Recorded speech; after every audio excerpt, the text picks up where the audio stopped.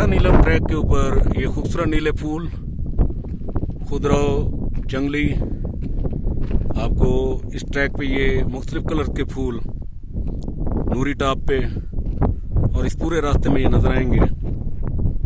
तो ये जो आप सामने लेफ्ट साइड पर जो आपको ये रोड नजर आ रही है, ये जीपेबल ट्रैक है जी। इसको अभी तक कर यहाँ से आए हैं अभी, और ये अब हम जा रहे हैं जलखड़ की तरफ। तो बाबूसर से आपको अमूमन ये व्यू नजर आता है।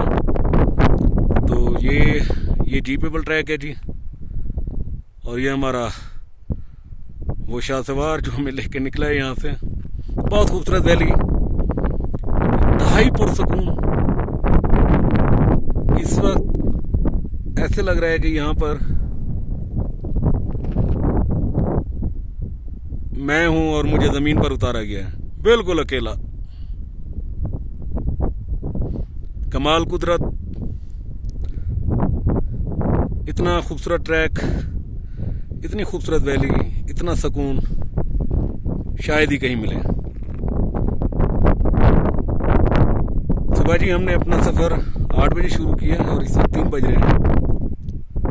तो मुसलसल सफर जारी है, बीच में स्टे करते हैं फिर चलते हैं। 12 लेक, हिम्मत और सबर वाला ट्रैक। जो लोग जलखड़ से शारदा या शारदा से जलखड़ आना चाहते हैं तो बगैर तैयारी के मत आए।